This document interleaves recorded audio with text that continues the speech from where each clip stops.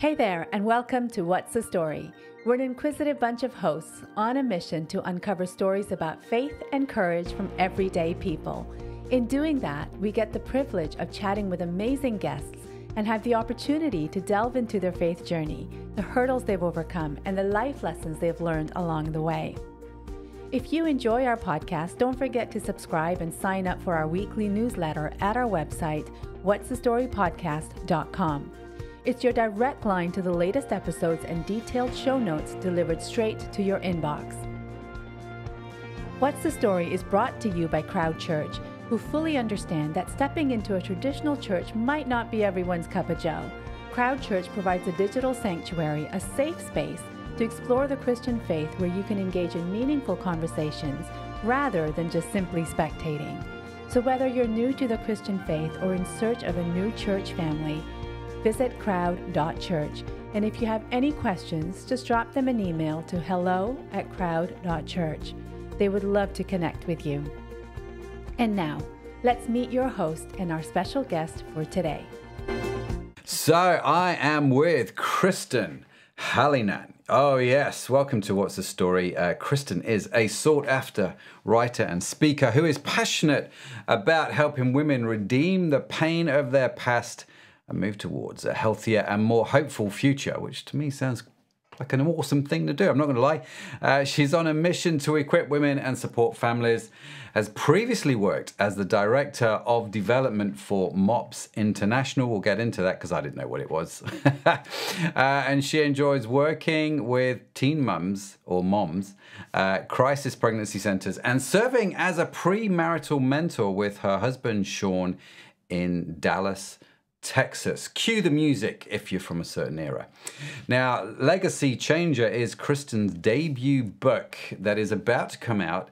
We're going to chat about that, and you can find her other writings and publications like Relevant Magazine and The Joyful Life. Laughing with her and chasing her chasing her 4 children, should I say 4 children? I think that's more than enough. Helps burn off the calories she consumes of her favorite treat, homemade, gluten-free churros. Now, Kristen, welcome to What's the Story. I've been looking forward to this and chatting to you since we met. So thank you for coming on. Me too. Thanks for having me. No, gluten-free churros. Now, this is your favorite treat. I'm not going to lie. You've not sold it to me yet. So, well, I've been diagnosed with celiac for about 20 years now. So gluten-free is something I'm used to. Yeah. And I miss churros so bad. So when I learned how to make them at home, I was a happy camper. You'll have to send me the recipe because there are members of my family that are also gluten-free. And there are certain food groups which I fully appreciate you do miss if you can't eat gluten. So I'm excited to see what that actually, or to taste those. So if you send me the recipe, I'm gonna ask my daughter to make them. So do it, totally do it. So you're in Dallas, Texas. Have you always been in Dallas, Texas? No, we lived here for about 5 years. We lived in Colorado for the rest of our marriage, and I was in California before that. California. So you've gone from California to Colorado to Dallas, Texas. Yeah. That's quite a change.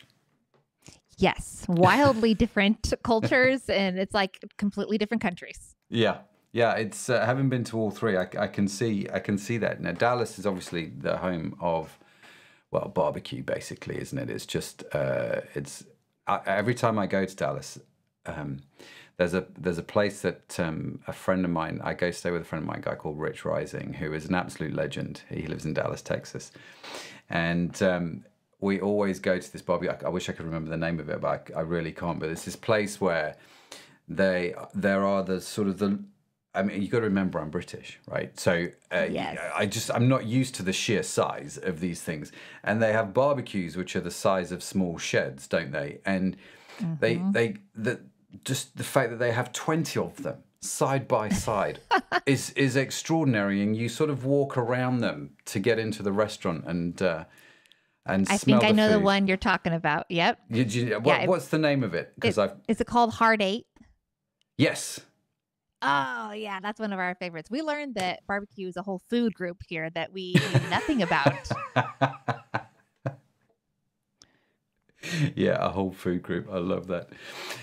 So yeah, I when I was over there, very first time I went to Dallas, Rich said to me, "What do you want to do?" And I said, "Honestly, I want to go dance on the lawn of South Fork Ranch." Just because of the TV. I grew up in a certain era where Dallas was on TV every week, and so we used to watch JR and Bobby and all that sort of stuff when we were kids. And so yeah, I went to visit South Fork, and I managed to dance on the grass. And there's a video of me somewhere on social media doing this. I love it. That's awesome. You should do it too. It's quite cathartic. Yes, I should. So tell me about your Christian journey. I mean, obviously, you've gone from California to Colorado to Dallas. But Christian-wise, did you grow up in a Christian family? Was there maybe an event for you later in life? How did that happen? Yeah, I did not grow up in a house of believers. My dad was and still is an atheist today. Okay. And my mom, she was raised Catholic, but we never heard the name of Jesus in our house. It wasn't something that she brought into our childhood. And I mean, I truly thought that Christmas was Santa Claus. I had never heard anything other than that. Yeah. And so it wasn't until I was in 7th grade and got invited over to sleepovers on Saturday nights with my friend. We'd go on Sunday mornings. Her dad was a pastor of a little church that was planting in a local high school. And so we'd go and set up all the chairs, and I'd sit there and listen and had no clue what he was talking about. Wow. And felt kind of a mixture of nervous about it because I knew my parents were uncomfortable that I was going and hearing all these things. And then also like the strange draw towards it that I just knew like there was something here that I was totally fascinated by and wanted to learn about. But I never ended up really understanding at that juncture in my life. It was more the way that family loved me that stuck with me because it was just so different than anything I'd ever experienced. So that impacts on you then, just going to church, not really understanding, but being invited along, being loved by a family. That was a profound thing for you, or was? Yeah, it was way? Because my house that I grew up in was pretty just emotionally cold and distant. And my parents had a lot of big feelings, but my sister and I weren't really allowed to.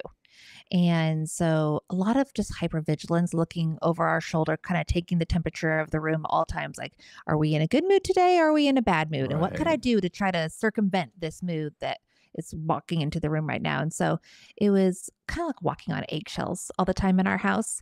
Wow. And at my friend's house, in contrast, they would sit and play family games and they would laugh. And they had nicknames for each other and they had inside family jokes. And I mean, just all of this was so foreign to me. And even the discipline was done in love in their house. And they included me in that discipline. And I felt so loved by those loving boundaries that they put in place. And so it was just an experience that opened my eyes for the first time that like maybe all families don't have to look like the way my family looks like. Right. Well, I know we're going to get into this in some more detail, but how old were you when you were going to church with your friend? 7th grade, so I think 12. Okay, so about 12 years old. So is that when you, as evangelicals like to say, became a Christian, or was there more to the story? Yeah, there was more to the story. So shortly after that, my mom and sister and I moved to Colorado to move in with my grandparents when my parents were getting a divorce. And so I did high school there and kind of more or less forgot about everything that I had heard during that time in the church because it hadn't really settled into my heart yet. And was not until I went to college in Colorado and was totally rebelling and just living an out of control life that I used to say, like, I don't know what got a hold of me, but now I know it's the Holy Spirit got a hold of me and was like, you got to knock this off and turn this around because this story doesn't end well the way Right. you're going. And so I took myself to church. I had just remembered, that's what my friend's family had done.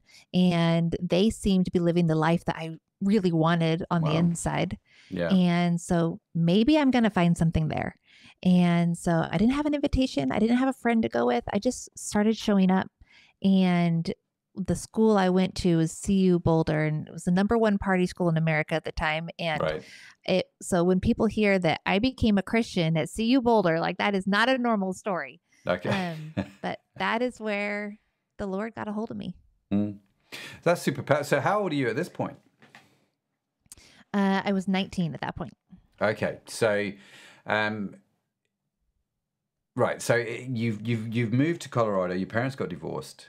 You get into the party scene, and God gets a hold of you when you're 19. I just love this, in the most unusual of places, and you kind of come to this realization: life's not on a good trajectory. So you just take yourself to church. No one invited you. You just sort of went along. Yep. Wow. So how did you feel? I mean, there's so many questions around this, right? Because and the reason why I've got so many questions is because I have a similar story. Okay. But I'm kind of curious, how did you choose what church to go to? Because there's so many different types of church, and what was that sort of first experience like for you going into the building? I'd heard of a campus ministry that would hold just like a college church night on Tuesday nights. And it was in a really old, like hundreds of year old church building. It was a First Presbyterian of Boulder. And I showed up to the Tuesday nights and walked in and didn't recognize a soul. And so just sat in the very back corner by myself. And on the outside felt like super uncomfortable. Just felt like everyone must know that I don't know what to do here. Yeah. But also there was such a depth of sadness on the inside that it was almost like, I don't care how silly I look. Like I've got to figure out something else. Something else has to be the answer. So you go into the college campus. How long were you going to that for? The Tuesday night? Was it a case of the first week God totally zapped you, or was it more of a gradual kind of introduction? It was more of a gradual. Yeah. It took, I would say a couple months until I was ready to say, I believe full-heartedly and I'm on board and I'm not turning back. Wow. So if someone had said to you, were you a Christian before you went to school and started going to those kind of things, how would you have answered that question?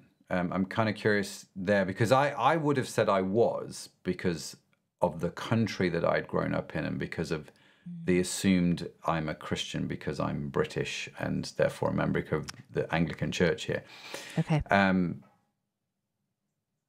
Looking back, I would say that I had some element of faith. Whether it was enough to call myself a Christian or not, I don't know. But for you, what would you have said had someone asked you that question? I would say for sure no. I couldn't even have told you, like, well, what does it mean to be a Christian? What is a Christian? Like, I would have had no clue.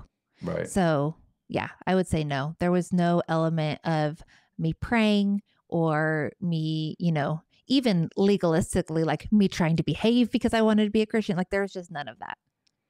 So when you did then, you go to the college campus. Does life well, it takes a couple of months, right? But during those couple of months, does life change dramatically? Are you at peace with yourself? Has God done a work in you? Has the partying stopped? Or is life still the same mess, but there's a bit more hope somewhere in the middle of it? Kind of somewhere in between. I would say I was freed from my addiction to chasing boys as validation of my worth. Okay. And so that was healed in me. And it was not long after that I started dating who now is my husband.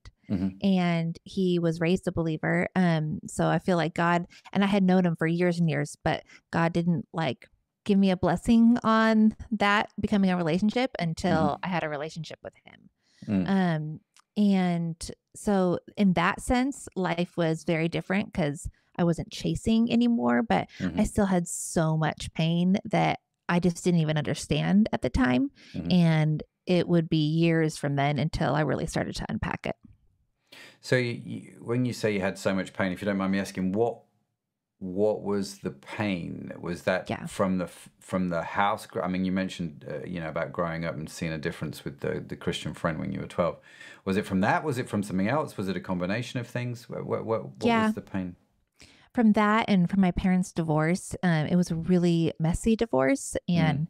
And there were threats and restraining orders and Oh all wow, sorts of, it was just a really long, drawn out, ugly process.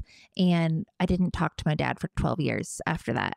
And wow. so um, just the feeling of betrayal and abandonment. And then in combination with here's my mom now trying to take care of these girls, but she herself has so many wounds from her own childhood and from her marriage that was a mess and had just Mm. fallen apart. And she just became even more emotionally distant Wow. to my sister and I. So there was really not a lot of anywhere for me to understand what was going on or a soft place to land. And so I put on a tough girl badge. Like this just all means I'm really tough and I'm really Yeah. strong and I can get through anything. And I think really it just meant I'm really wounded and I haven't dealt with any of it. Yeah. It's amazing how those two things go together, isn't it? And having you see, when my parents got divorced, this was back in the eight. I appreciate I'm probably a little bit older than you, Kristen. So, when I was a teenager during the 80s, which I have to say was the best decade ever. I Mm. just want to point that out. Um, but my parents got divorced when I was what? I was quite young, maybe 9, 10, I think, somewhere around there. I don't really remember it. It wasn't. It was different to yours in the sense that there was no restraining orders. There was no, they tried their best to look still friends in front of me and my brother. Behind the scenes, maybe things were a little bit different, but on the whole, they worked really hard to try and create some sense of we don't love each other enough to stay married, but we'll be civil Hmm. to each other. And we would visit my dad once a week, but the rest of the time we sort of spent with my mum. And I think my parents' divorce changed how I viewed my mum. I think I became much closer to my mum, more so than my dad in many ways. So I think my experience in a lot of ways was different to yours. But it was hard enough in the Hmm. 80s saying, my parents are getting divorced when you're at school. Yeah. It must have been horrific if that divorce then was angry and bitter and all kinds of stuff mixed in as well. Yeah. Yeah. My dad showed up at one point and, you know, the truth I'll never really know, but what we were told was that he was threatening to kill my mom and my grandma. Wow. And so that's when the restraining order came in place. And he wasn't paying child support. And I think got pulled over on a traffic stop and they knew this. So he got tossed in jail and rights were terminated. And from there on out, we just didn't speak of him. And there was just this piece of me that was so confused. And I think Mm, Satan just used that to speak lies to me like, he didn't stay because you weren't worth staying for. You weren't yeah. worth loving. Yeah. And I just took those narratives into the rest of my life and into the rest of the relationships I was in. And even Mm, into my young marriage, it was really affecting me because I just expected my husband to leave all the time. wow. Wow. I was going to say, how, see, I think that your dad, I have 2 sons and I have 1 daughter. So we stopped at 3. 3 was more than enough for me. I think you're very brave doing 4. And to be fair, if I'd have had my daughter first, I don't know if we'd have had any more children. Love the bones off her, but for the first 2 years of her life, she was a nightmare. And she quite enjoys me telling that to people now. She's quite proud of that fact.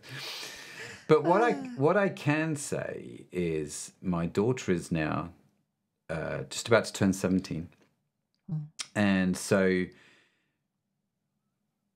the relationship with my boys is different to the relationship with my daughter, which I think is an obvious statement. You know, when you think it through, it's like, of course, I'm going to be different, not in terms of favoritism. Kids might argue differently, if I'm honest, but I don't know.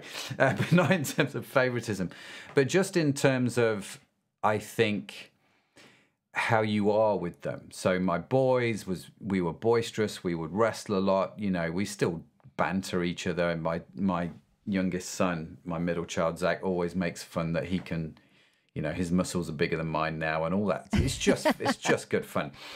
You know, and I'm super proud of both my boys. But I think how a dad is with his daughter is different. And I think in many ways how a dad is with his daughter defines how she sees men going forward, you know, and I think that relationship is super powerful. So here you are, your dad's had a restraining order against him, you know, he's in jail, things are not great. Were they great before the divorce? I mean, would you? No. Right. Yeah, my parents were always at each other's throats. My sister and I had suitcases packed in our closets that we would take when things just got yucky again and we were going to leave for a couple of days. So it was always chaotic. My dad would often retreat away during Christmas or a birthday celebration because he just didn't want to be with anybody. So Wow. Dad would be in the room and we would pretend everything was fine without him. So no, it was not good before either. So you see your friend then, when you know your Christian friend, who I'm assuming had a pretty reasonable relationship with her dad, and you're thinking, well, this is what family could look like. Was that really the first time you saw that actually maybe you are missing something and maybe life isn't normal in your house? Yeah, because, you know, when you're a kid, you just assume like this is what a family is. This is how life goes.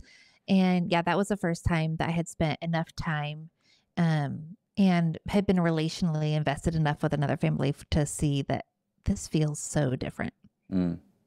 It's super powerful, this, because Sharon and I, we've been married 26 years this year. And she's not killed me yet, which I feel like is a win on both levels. If I'm honest. That's a major win. Yeah, a super win, especially for me. And we've had a pretty open house throughout our marriage. In other words, we've always got people around, and sometimes people have keys to the house that I don't even know, and they just turn up, and it's, oh, hello, you know, and it's that kind of thing. And I remember, we've always tried to do family. We've always tried to do extended family. And I appreciate in the church, there's often quite broken people, you know, and so I've always tried to sort of adopt is a wrong phrase, but you know what I mean, to sort of welcome in, do the extended family thing and just get people in the house. And so we've done that. And I remember one time a girl had been coming around our house for a little while, a young girl. She was lovely, student age. She brought a friend. And her friend came round, and actually not too dissimilar story to yours in terms of family background. And she sat there, and it was Easter, and I remember saying, oh, did you get an Easter egg? She's like, no. And she was maybe in her early 20s at this point. I'm like, no, that's just totally wrong. So we went, and I got some chocolate and did all kinds of stuff. And we invited her back round, but she never came back to the house. And I was really curious. This really struck me, actually. It was a really powerful moment for me. Because I asked a friend, I said, why is she not coming back? Did we upset her in some way? And she went, no, not at all. She just couldn't cope with the fact that you were such a loving family, because it's totally not her experience. And all it's done is sort of shown her what she's not had growing up.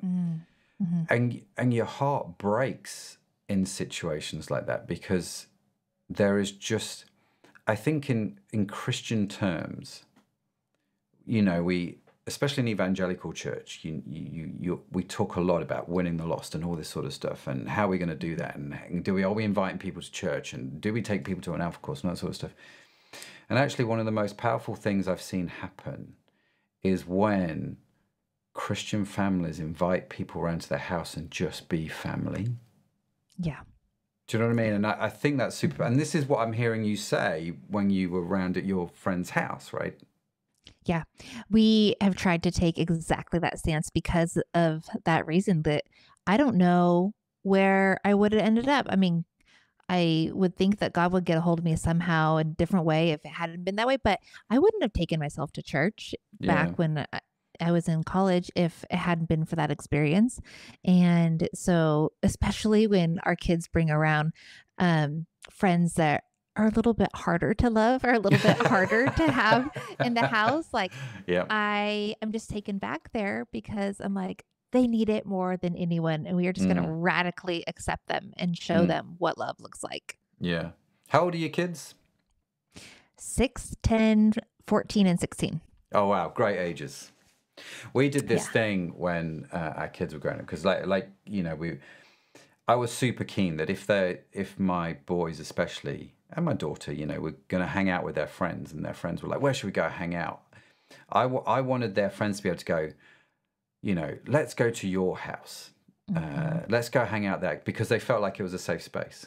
And so we started doing all kinds of crazy things, like fridge rights was a really good thing for us, in the sense that just saying to kids when they've been around a couple of times, you have fridge rights in my house now, which means I you can go love to that. you can go to the fridge and you can take anything out of the fridge as long as it's not alcoholic, obviously. And when you're 18, you can do that. I don't mind, but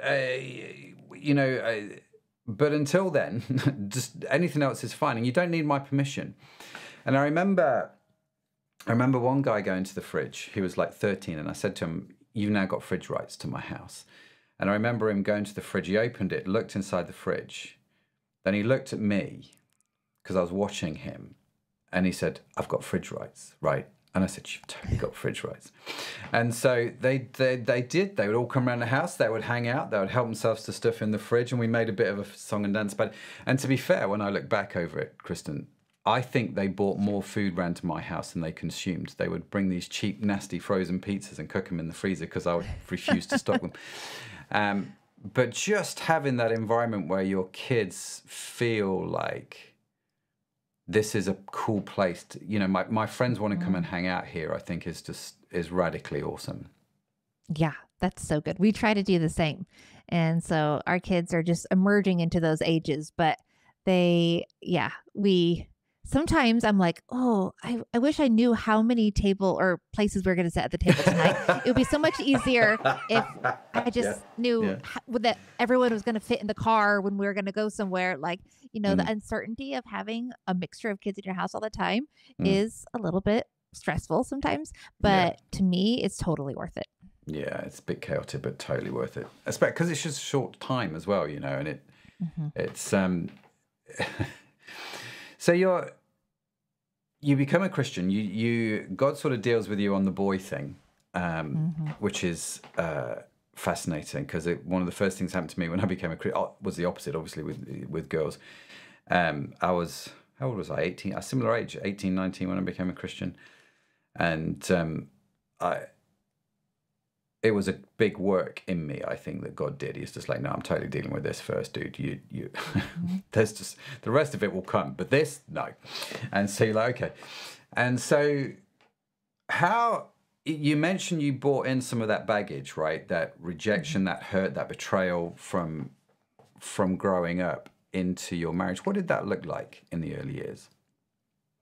It looked like the idea of attachment, like we are attached to our caregivers early on. And if we don't do that, then we're either constantly trying to avoid conflict and avoid people and avoid vulnerability, or we're like desperately seeking it. I think I was some combination of the two. I was desperately seeking validation and just wanting to know that I was worthy and that I was loved and I was seen, because I never really felt those things before. But then the minute somebody would get close, I was like, no, like don't get too close and know all my things, because then you're definitely going to leave me. So it was a lot of that in my marriage, a lot of like anxious seeking validation from my husband, and then also some stonewalling and putting up barriers of not really letting him see me because I was so afraid that he was going to leave. So it just created a lot of unnecessary conflict and confusion for him, because he didn't come from a house like that. He had 2 married parents and he didn't have those same feelings. And so he was often like, what am I dealing with here? And so and then we started to have kids right away. And so you add kids to that. Hmm. And I think that just magnifies whatever issues are already going on. Yeah, it does. And I quickly realized that I was repeating a lot of the ugly behaviors that I saw in my house, just like because I didn't know a different way to love, and I didn't know a different way to handle conflict, and I didn't know a different way to communicate. And so I was falling into those same traps, and they were not working. So I had a lot of work ahead of me. There's no surprise they weren't working. So when you were, you and your husband Sean, right? His name's Sean.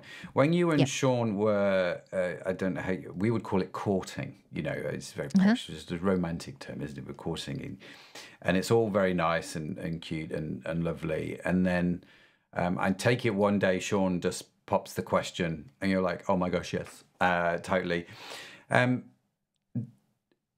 Did you? We mentioned in the bio that you do this sort of pre-marriage counseling with Sean. Did you have that before you got married? Did somebody draw your attention to any of this, or was it a case of we're just young, naive, and just believe everything's going to be fine?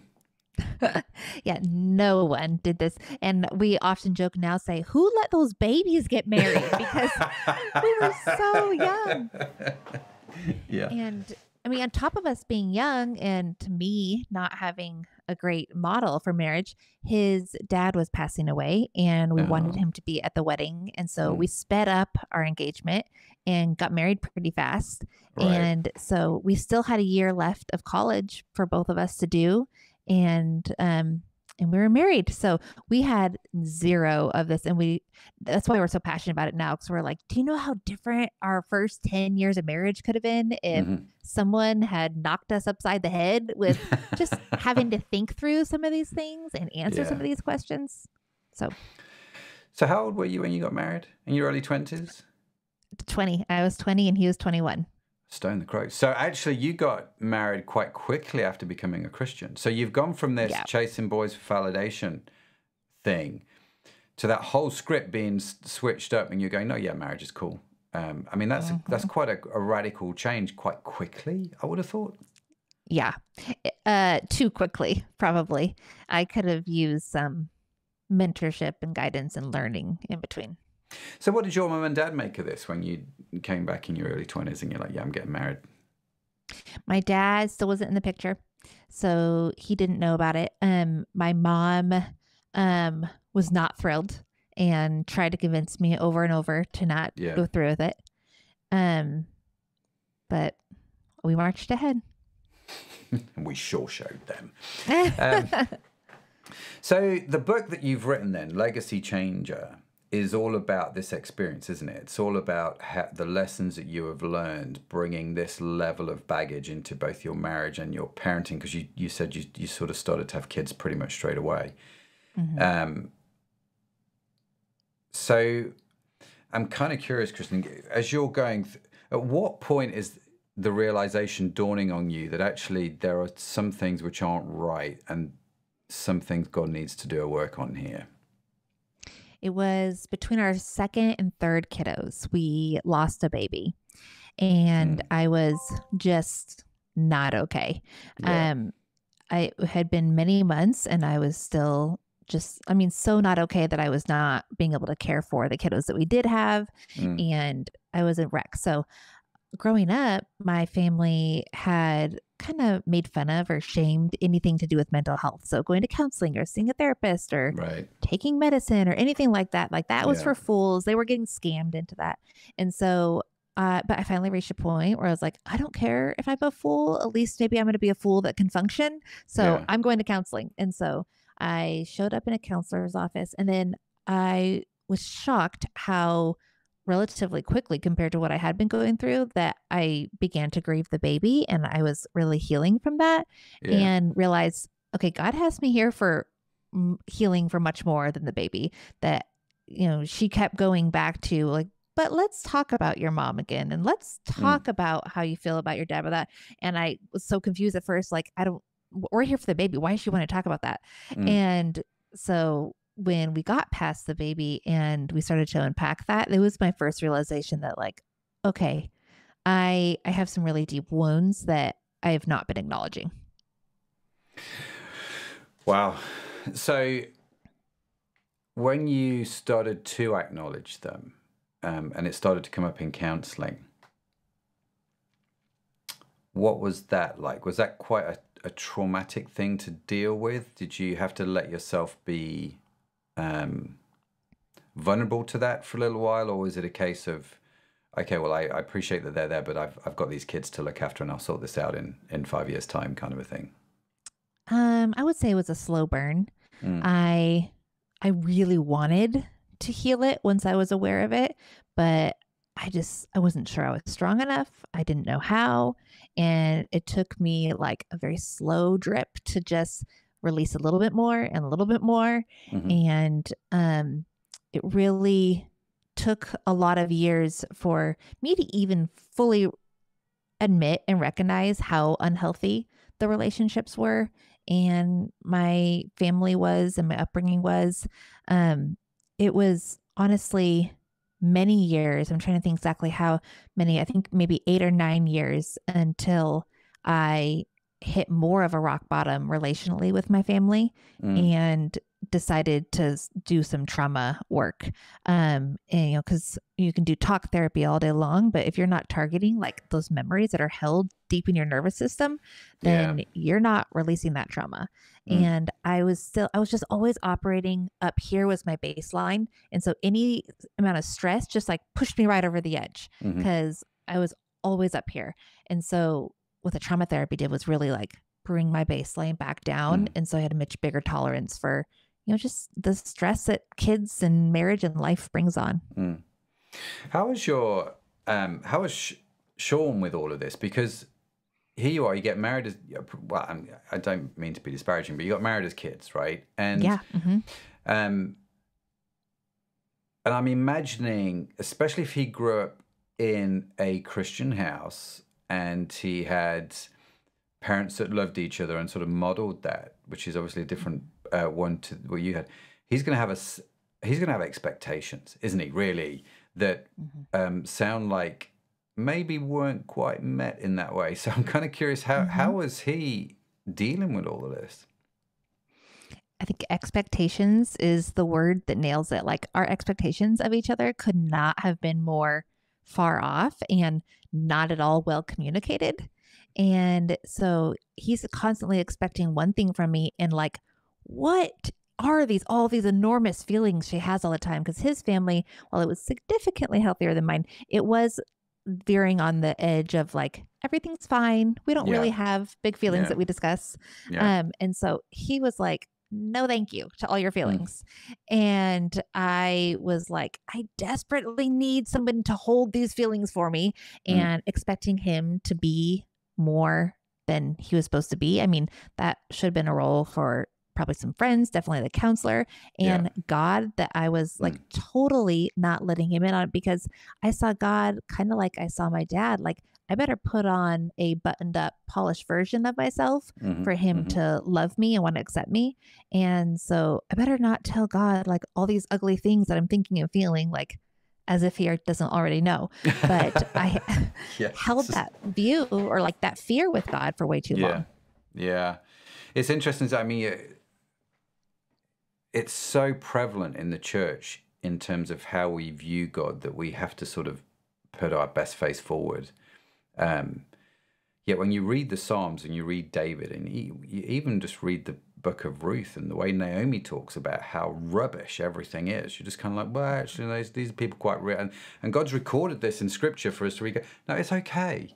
It's okay if you just want to just, don't stay there, but it's okay, And I think it's one of the hardest lessons for Christians to learn in a lot of ways, is that authentic realness with a God who is not mad at you if you just have some emotional feelings that you want to talk to him about, Yeah. And that he's big enough to handle it. Like there's nothing that I'm going to say that's going to make him be like, I actually made a mistake adopting you as a child. Like I'm done with you. That's it. You're out. Sorry. I'm out. So you didn't talk to your dad for 12 years. What happened there? Because that's obviously past tense the way you talk about it. So I'm assuming you're talking to Dad now. Yeah. Um, Sean and I were doing a class at church, and we had some mentors, and I just began to kind of unpack the whole situation with them Hmm. and felt convicted that I wanted to reach out to him. Like, I didn't know where he was. I didn't know what his situation was. Yeah. And I just wanted to let him know that I wasn't harboring like any active resentment. Mm. And I just wanted to clear the air a little bit. So I reached out to him, and it was super slow building back of communication. Mm. And I think there was an element of me that assumed that because I had changed so significantly Mhm. from the last time he and I were in a relationship, that my hope was that he had too. Mhm. And I think there's some element of healing, but not what I was wishing and hoping for. Mm. It wasn't going to be a newfound loyalty to me and love that I just really had wanted. So Mm. I think there was an element of grieving probably what I had never really grieved in the first place, that this is a relationship that's not going to ever be what I wish it was. Yeah. So we have some communication now, but I also hold a lot of really strong boundaries because I care most about my kids' experience Mhm. and want to protect them from a relationship that they can't depend on. So Yeah. Wow, man. Sorry to hear it. It's just my heart breaks when the bond between a dad and his daughter is shattered in a lot of ways, and I so don't want that with my own kids in any way. But I get how that alters how you view God, right? So I'm kind of I guess my question here for you, Kristen, is fast forward to the modern day, right? So we're recording this early 2024. Your book's about to come out, and I'm guessing, and I don't want to put words in your mouth, so correct me if I'm wrong, I'm guessing your marriage is in a stronger place now than when you were in your early 20s. significantly, yeah. Yeah. And so your marriage is better, I'm assuming, as well, as in much more fulfilling. So you've obviously had to work through a whole bunch of stuff. I guess my point here is, for anybody that's listening, actually going through the hard stuff is often quite worth it. Do you know what I mean? It's a painful process, but for you it seems that actually, no, this has been a worthwhile journey, both in terms of marriage and parenting. 100%. Yeah. We have some kiddos with ADHD. We have a kiddo on the autism spectrum. So we have some just different dynamics too that if we hadn't figured out how to get on the same page and I hadn't been willing to do the work of healing, there is just no way I could be showing up as the parent that these kiddos need.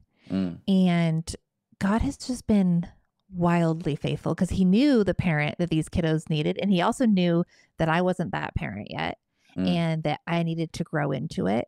And he's just been so kind and faithful every single step of the way. My therapist said, Kristen, stories that start like yours don't usually end like yours. And That's I so just true. think Yeah. that, put my story on a timeline, you can just point to so many spots where like God was there. God was there even before I was having awareness, even before I was, having a relationship with him, before I was putting him in the proper spot in my life. Like he was just protecting me and protecting me. And I think that is the really cool part of doing the hard, messy work is until you're willing to do that, you also can't see the full depth of how faithful God has been. That's so powerful. So what are some of the key some of the things that you have learned along the way? Obviously, you're going to go into much more detail in the book about these things, and I appreciate that. But sort of for you, what are some of the top things that God has really taught you? I mean, forgiveness sounds like it would be one of them. But what are some of the big changes that you have seen God doing you? What were the lessons he taught? One of them is just about voice and relationally, because I just always felt like my voice didn't matter in my house Right. growing up. And so it took me a long time to realize that God wants me to use my voice and that my voice matters. And I think He has taught me that in a way that's allowed me to parent my kids differently Hmm. and to hear their voice, because I was not doing that in the beginning of my Mm. mothering years. But I think also a lot of the things that he's taught me about the brain and trauma, and knowing that hard things happen to every single person, but why are some people left with trauma when others aren't? Mm. And it's a matter of how they're cared for, and if they were felt any sense of agency. Like, did my voice matter in the situation? Did I have an opportunity to get out of the situation? Did I have choices, or was I just stuck to Mm. tolerate this harm? And so helping my kids like identify their feelings and know what's happening around them, and know that they have some agency over their body and their words that come out of their mouth, and that they can affect the situation, and that we're listening and that we care what they have to say. So all those relational things that I think God's been teaching us all along throughout the Bible, like this is how God interacts with his people, Hmm. and he gives people a voice who had none. And those lessons are all throughout scripture. But it's just taken me a long time to learn them for my own self. And I think that was really my heart with the book, was all these things that I learned about myself because I finally learned about Mm. God.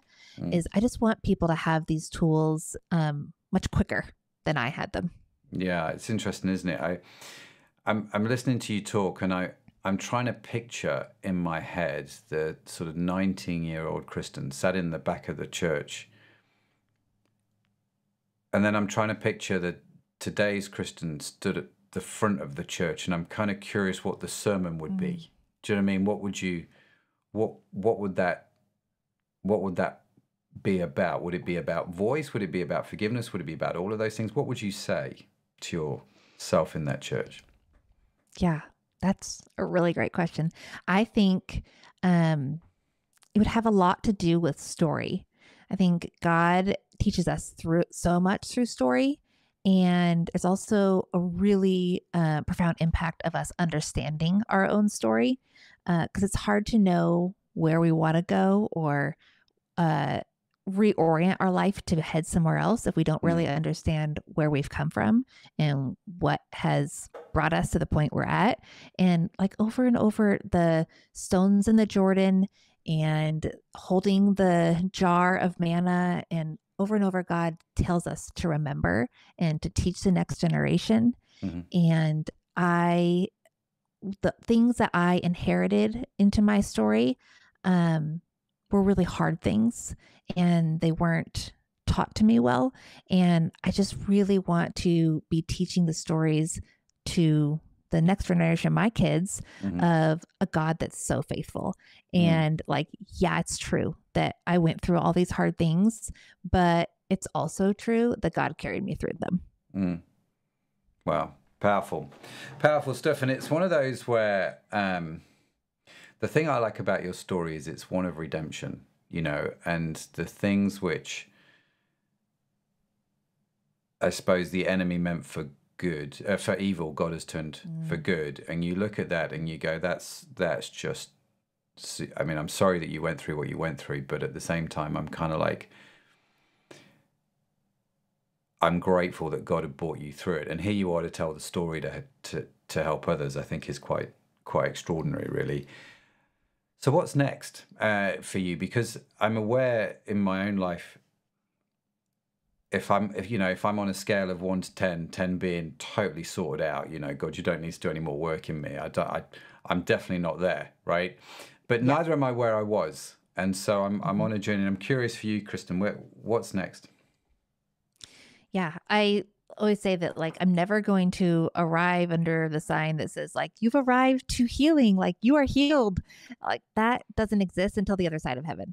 And Hmm. so I think there will always be more healing yet to have, and that's what sanctification is, like walking more like Jesus the whole time. Mm. And so I love writing and I love speaking to women, but I really love getting into their stories with them too. So I'm going to be doing some coaching and some one-on-one work and some mentorship, because there no matter what your story looks like, there are things that you can say, I love my family and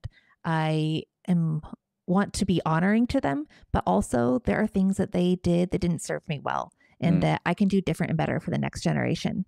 And so I think finding where you are on that scale and unpacking that has profound generational impact. And so when we're working with one woman doing that, we're working with generations to come of what their stories are going to look like different. So I'm starting my own podcast and getting into more of these stories. Yep.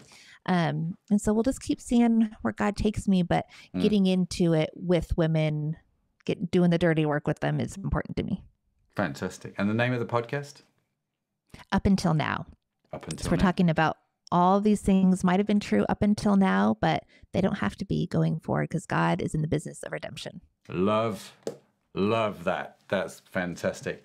Where can people find your book? Tell us a bit more about that, and how do people get hold of you if they want to do that? Yeah, Amazon, christianbook.com, Barnes & Nobles. It's available just about anywhere for pre-order right now. It launches February 20th. And I'm on Instagram at kristen.hallinan. My website's the same, kristenhallinan.com. Kristen Hallinan. Spelled Hallinan if you're in the UK. Yes, yes. Hall-I-Nan. Nan being a colloquial term here in the UK for your grandmother. Just, Oh. Yeah. You just taught me something. Well, I try. What do British people call their grandmas? Nan. That's what they call them. Nana. Nanny. No, not nanny. Nan. Although my kids called my mum, they called her Nanan. They couldn't quite say Nan, so they went Nanan. That was kind of cute, and that stuck. So, yeah. It's super cute. Kristen, listen, so I appreciate you coming on the show and sharing your story. And if you're listening to the show and you want to reach out to Kristen, do that. I'm sure she'd love to hear from you. Do check out the book. But a super powerful testimony, man. So grateful for, what God's done in you and in the family. And just hearing the story of redemption is super encouraging. So bless you and thank you for coming on. Thank you so much for having me.